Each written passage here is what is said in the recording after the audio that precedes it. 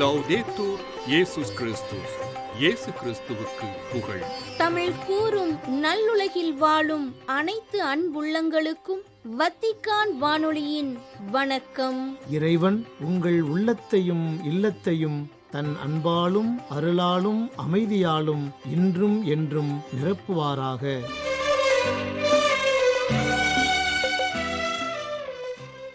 அன்பு நேயர்களே, வத்திக்கான் வானொலி இன்று உங்களுக்கு வழங்க இருப்பவை தடம் தந்த தகைமை மற்றும் பல் சுவை.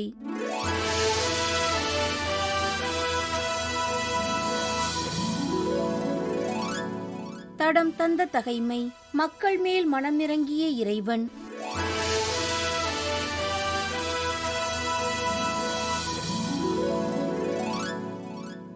மக்கள் தங்களையே தாழ்த்திக் கொண்டதைக் கண்டு ஆண்டவர் மீண்டும் செமாயாவிடம், அவர்கள் தங்களையே தாழ்த்திக் கொண்டதால் அவர்களை நான் அழிக்க மாட்டேன், விரைவில் அவர்களுக்கு விடுதலை அளிப்பேன். என் கடும் சினம் சீசாக்கின் வழியாக எருசலேம் மீது விழாது. ஆயினும் எனக்கு ஊழியம் செய்வதற்கும் மற்ற நாடுகளின் அரசர்களுக்கு ஊழியம் செய்வதற்கும் உள்ள வேறுபாட்டை உணரும் வண்ணம் அவர்கள் சீசாக்கின் அடிமைகளாக இருப்பார்கள் என்றார். அவ்வாறே எகிப்தின் மன்னன் சீசாக்கு எருசலேமுக்கு எதிராக படையெடுத்து வந்து ஆண்டவரது இல்லத்தின் கருவூலங்கள், அரண்மனை செல்வங்கள் அனைத்தையும் சூறையாடினான். மேலும் சாலமோன் செய்திருந்த பொற்கேடயங்களையும் எடுத்துச் சென்றான். அவற்றிற்கு பதிலாக அரசன் ரெகபயாம் வெண்கல கேடயங்கள் செய்து அவற்றை அரண்மனை வாயிற்காப்போரின் தலைவரிடம் ஒப்படைத்தான். ஆண்டவரின் இல்லத்திற்குள் அரசன் நுழையும் போதெல்லாம் வாயிற்காப்போர் அக்கேடயங்களை ஏந்தி உடன் செல்வர். பின்னர் அவற்றை காவலறையில் வைப்பர். இவ்வாறு அரசன் தன்னையே தாழ்த்திக் கொண்டதாலும் யூதாவில் நற்செயல்கள் காணப்பட்டதாலும் ஆண்டவர் அவனை முற்றிலும் அழிக்காதவாறு அவரது சினம் அவனை விட்டு அகன்றது.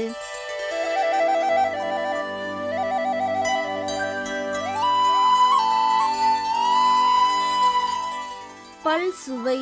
நன்னெறியூட்டும் 4 பெரியவைகள். அவர் நம்மை அன்பு கூர்ந்தார்.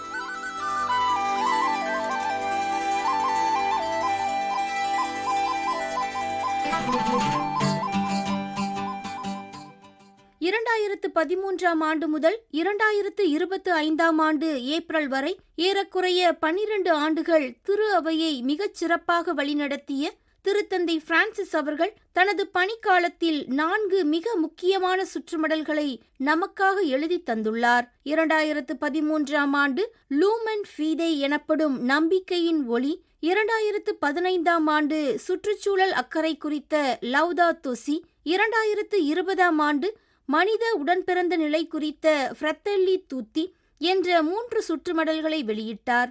இறுதியாக 2024 ஆண்டு அக்டோபர் 24 அன்று இயேசுவின் திரு இருதயம் குறித்த திலெக்சித் நோஸ் என்ற 4வது சுற்றுமடலை வெளியிட்டார். நன்னெறியூட்டும் 4 பெரியவைகள் என்னும் நமது தொடரில் முதல் 2 சுற்றுமடல்கள் குறித்து அருள்முனைவர் கசி ராயப்பா அவர்கள் எடுத்துரைத்த கருத்துக்களுக்கு நாம் செவிசாய்த்தோம்.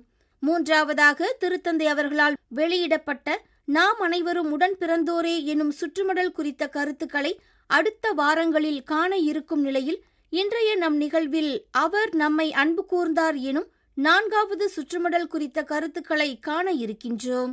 2024 ஆண்டு அக்டோபர் 24 அன்று இயேசுவின் திரு இருதயம் குறித்த திலெக்சித் நோஸ் என்ற 4வது சுற்றுமடலில் மொத்தம் 220 எண்களில் மனித மற்றும் இறை அன்பில் இயேசு கிறிஸ்துவின் திரு இருதய அன்பு குறித்து எடுத்துரைத்துள்ளார் திருத்தந்தை பிரான்சிஸ். திலெக்சித் நோஸ் எனும் திருத்தந்தை பிரான்சிஸ் அவர்களின் 4வதும் இறுதியுமாகிய இந்த சுற்றுமடல் குறித்த கருத்துக்களை எங்களுடன் பகிர்ந்து கொள்ள அருள்முனைவரும் இயற்கை ஆர்வலருமான அருள்முனைவர் கசி ராயப்பா அவர்களை எம் வத்திக்கான் வானொலி நேயர்கள் சார்பில் அன்புடன் அழைக்கின்றோம்.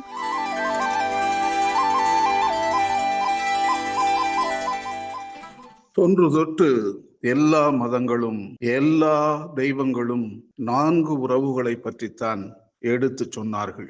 1 என்னோடு உறவு, 2 கடவுளோடு உறவு, 3 அயலானோடு உறவு, 4 படைப்போடு உறவு. ஆகவே இந்த 4 கருத்துக்களை உள்ளடக்கிய 4 பெருசு பெரிய எழுத்து மடல்களை 4 பெருசு என்று நான் சுருக்கமாக ஒரு அடைமொழியாக குறிப்பிடுகிறேன். அந்த 4 மாபெரும் எழுத்து மடல்களை எழுதி தந்தவர் திருத்தந்தை பிரான்சிஸ். 1 திலெக்சித் நோஸ், என்னோடு நான் கொண்டுள்ள உறவு, அவர் நம்மை அன்பு செய்தார் என்கின்ற இலக்கணத்துக்கு ஏற்றாற் போல இயேசுவின் திரு இருதயத்தை பற்றியும் அதனோடு இணைந்த 800 கோடி மக்களுடைய இதயங்களை இணைத்து நான் யார் என்கின்ற அந்த எழுத்து மடலை எழுதி தந்திருக்கிறார். 2வது லூமன் ஃபிடே என்று அழைப்பார்கள், விசுவாச ஒளி, நான் கடவுளோடு கொண்டுள்ள உறவு. அதை பற்றி திருத்தந்தை மிகவும் அழகாக எழுதி சுருக்கமாக கொடுத்திருக்கிறார். 3வது ஃப்ரெட்டெல்லி தூத்தி, அனைவரும் சகோதர சகோதரிகளே, நாம் அயலானோடு கொண்டுள்ள உறவை பற்றி அழகாக எழுதி கொடுத்திருக்கிறார். கடைசியாக நாம் படைப்போடு கொண்டுள்ள உறவு, இறைவா உமக்கே புகழ், லவ்தாத்தோ சி எனும் எழுத்து மடலை நமக்கு எழுதி இந்த 4 உறவுகளின் முக்கியத்துவத்தை பற்றி நமக்கு எடுத்து சொல்லி இருக்கிறார். 4 பெருசு என்று நான் அழைக்கும் இந்த 4 எழுத்து மடல்களில் முதலாவது, அவர் நம்மை அன்பு செய்தார். He loved us. நாம் நம்மோடு கொண்டுள்ள உறவை பற்றி திருத்தந்தை பிரான்சிஸ் திலெக்சித் நோஸ் என்கின்ற எழுத்து மடலை எழுதி கொடுத்திருக்கிறார். 24 அக்டோபர் மாதம் 2024 வெளியிடப்பட்ட மடல் தான் இந்த திலெக்சித் நோஸ். 5 அத்தியாயங்களை கொண்டது, 220 பத்திகளை கொண்டது, 28,000 வார்த்தைகளை உபயோகித்திருக்கிறார், 227 அடி குறிப்புகளை கொண்டது. நாம் விவிலியத்தை படிக்கின்ற பொழுது ரோமியருக்கு எழுதிய திருமுகத்தில் பவுலடிகளார் 8ஆம் அதிகாரத்தில் 37வது வசனத்தில் குறிப்பிடுகிறார், அவர் நம்மை அன்பு செய்தார். அன்பு என்பது இதயத்திலிருந்து வருகிறது.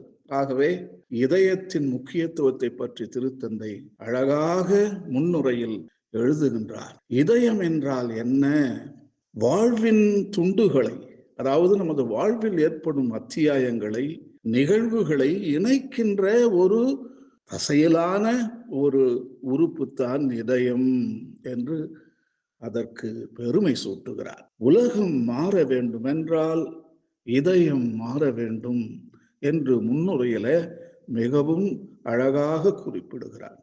2வது அத்தியாயத்தில அன்பு வார்த்தைகளும் அதன் செயல்பாடும் என்கின்ற தலைப்பின் கீழ் இயேசுவினுடைய வார்த்தைகளை பற்றி பேசுகிறார்.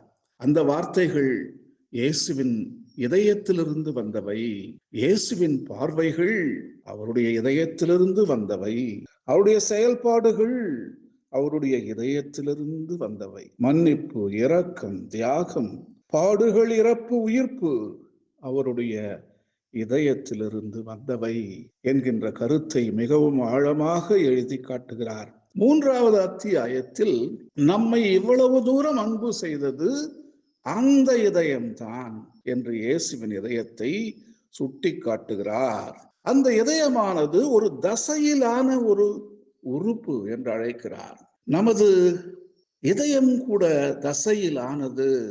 இந்த தசையிலான உறுப்பு தான் நமக்கு மீட்பை கொடுத்திருக்கிறது, நமது மீட்புக்கு உறுதுணையாக இருந்திருக்கிறது என்று அடையாளம் காட்டுகிறார்.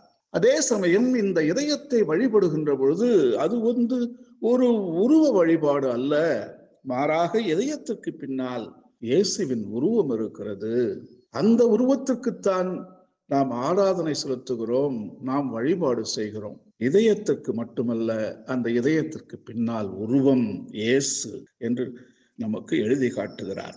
இதயம் என்று சொல்லுகின்ற பொழுது நல்லதும் இருக்கிறது, கெட்டதும் இருக்கிறது. சில நேரங்களில் இதயம்தான் கோபத்தை தூண்டுகிறது, தன்னலத்தையும் தூண்டுகிறது, வன்முறையையும் தூண்டுகிறது. அதுதான் நான் யார் என்று கேட்கின்ற பொழுது கோபக்காரன், தன்னலம் மிக்கவன், வன்முறையாளன் என்று சொல்வதை நாம் கேட்டிருக்கிறோம். அதே நேரத்திலே அதே இதயம்தான் நம்மை அடையாளம் காட்டுகிறது, அன்பு செய்ய வைக்கிறது, இரக்கத்தை கொடுக்கிறது, மன்னிப்பை வழங்குகிறது, ஆகவே நல்லவையும் அந்த இதயத்திலிருந்து தான் புறப்படுகின்றன. ஆகவே இதயம்தான் எல்லாத்துக்கும் அடித்தளம். ஒரு நல்ல உலகத்தை படைக்க வேண்டும் என்றால் இதயம், தீய உலகத்தை படைப்பது தான் இதயம். இதுதான் நாம் அந்த இதயத்தை நாம் எப்படி வைத்திருக்கிறோம் என்று நாம் யோசனை செய்ய வேண்டும். புனிதர்கள் பேசில், கிறிஸ்தோஸ்தம், அம்ப்ரோஸ், அகுஸ்டீன் இயேசு இதயத்தை பற்றி, அதனுடைய புனித தன்மையை பற்றி நமக்கு எழுதி காட்டுகிறார்கள். அதே நேரம் 65வது பேராகிராஃப், அதாவது பத்தியில 3 வகையான அன்பு பற்றி திருத்தந்தை எழுதி காட்டுகிறார். முதலாவது வரையற்ற கடவுள் அன்பு, டிவைன் இன்ஃபினிட் லவ் என்று ஆங்கிலத்தில் சொல்வார்கள். இரண்டாவது இயேசு தந்தையோடு கொண்டிருந்த அன்பு, ஆர்டன்ட் லவ் என்று அதை ஆங்கிலத்தில் அழைப்பார்கள். மூன்றாவது செயல்முறைக்கு ஏற்ற அன்பு, சென்சிபிள் லவ் என்று அழைப்பார்கள். இந்த 3 வகையான அன்புகள் மூவொரு கடவுளிடம் இருந்தவை. அவைதான் இயேசு நமக்கு கொண்டு வந்து அவருடைய திரு இருதய தசையின் மூலம் நமக்கு கொடுத்திருக்கிறார். அதோடு சமீப கால திருச்சபையின் படிப்பினைகளையும் தூய நெஞ்ச ஆண்டவரின் அன்பையும் திருத்தந்தைகள் எழுதிய மற்ற எழுத்து மடல்களையும் இங்கே கோடிட்டு காட்டுகிறார். முக்கியமாக பாப்புரை லியோ 13, பயஸ் 11, பயஸ் 12 இவர்களுடைய எடுத்துக்காட்டுகளை நமக்கு கொடுக்கிறார். அடுத்து 4வது அத்தியாயம் மனித அன்பை குடிப்பதற்கு தவிக்கும் கடவுள் என்கின்ற தலைப்பின் கீழ் பழைய ஏற்பாட்டில் அந்த தண்ணீர் உயிருக்கு எவ்வளவு அவசியமானது, அந்த தண்ணீரின் மூலம் கடவுளுடைய மீட்பு மக்களுக்கு கிடைத்திருக்கிறது என்பதை நமக்கு ஞாபகப்படுத்துகிறார்.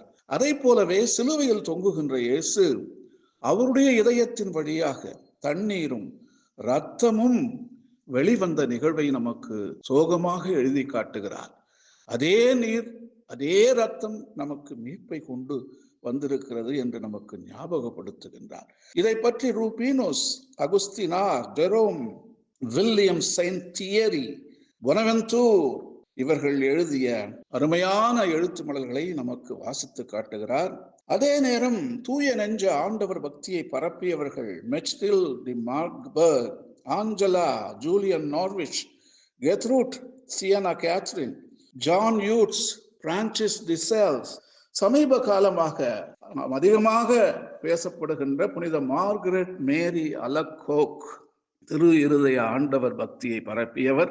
அதோடு புனித கொலம்பியர் க்ளோட், புனித போசால் ஸ்டார்லஸ், புனித குழந்தை தெரேசம்மாள், இயேசுவின் சபையின் தூய நெஞ்ச ஆண்டவர் பக்தியை பிரதிபலித்த இயேசு சபை சகோதரர்கள், புனித வின்சென்ட் டி பால், புனித பவுஸ்தீனா பயஸ், புனித கல்கத்தா தெரேசா, புனித அருள் சின்னப்பர் இவர்கள் எழுதிய எழுத்துக்களையும் நமக்கு வழங்குகிறார்.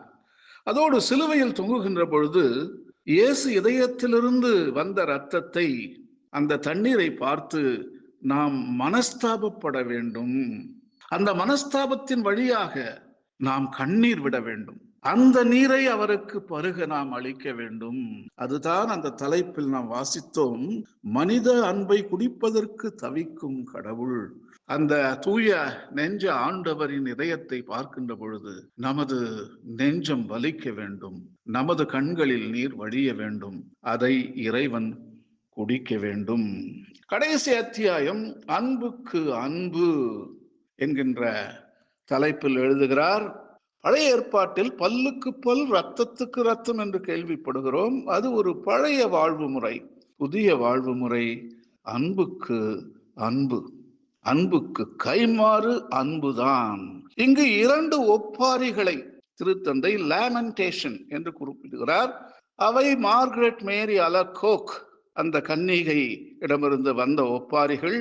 முதல் ஒப்பாரி எதுவென்றால் நமது நன்றி கெட்ட தனத்தை பற்றி எழுதுகிறார், நமது கண்டு கொள்ளாமை பற்றி எழுதுகிறார்.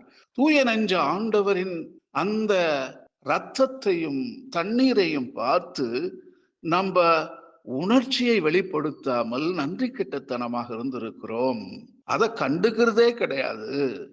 ஆகவே மேரி அலக்கோக் இயேசுநாதரின் வேதனை இன்னும் அதிகமாகி கொண்டிருக்கின்றது என்று முதல் ஒப்பாரி நமக்கு சொல்லுகிறது.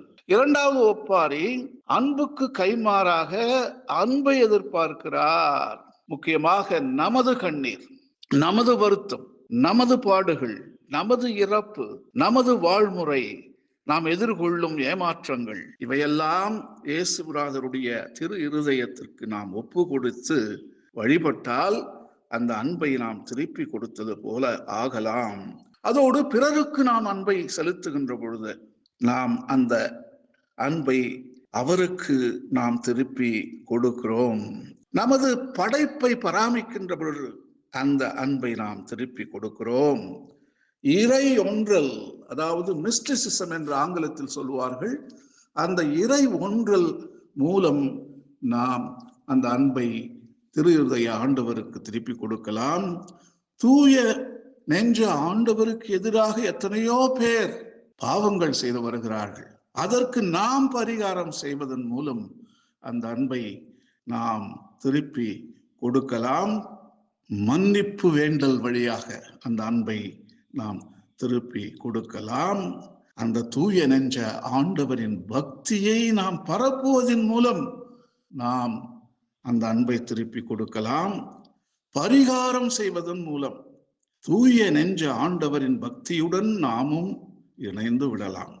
பரிகாரம் என்பது இயேசு கிறிஸ்துவின் அன்பை உலகுக்கு கொடுக்கும் முயற்சியில் ஏற்படும் தடைகளை அகற்றுவதில் அடங்கி இருக்கிறது.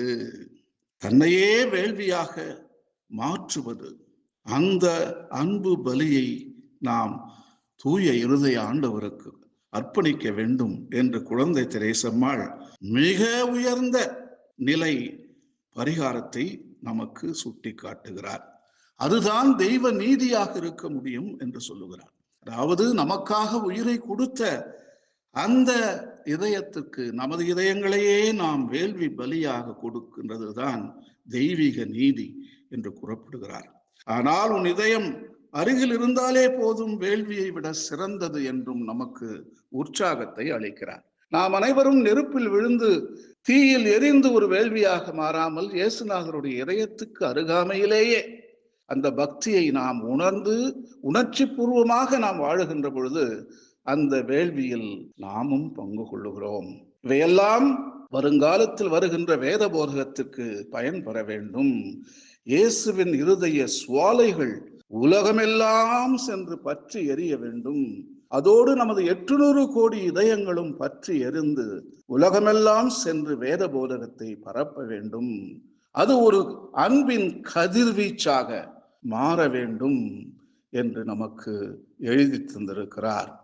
இந்த திருமடலை வாசிக்கின்ற பொழுது, திரு இருதயத்தை பற்றி நாம் அறிந்து கொள்ளுகின்ற பொழுது, திருத்தந்தை பிரான்சிஸ் நமது 800 கோடி இதயங்களையும் அன்போடு நினைத்து பார்க்கிறார். விவிலியத்தில் நாம் வாசிக்க கேட்டிருக்கிறோம், முதல் அத்தியாயங்களில் கடவுள் மனிதனை தனது சாயலாக படைத்தார் என்று வாசிக்க கேட்டிருக்கிறோம்.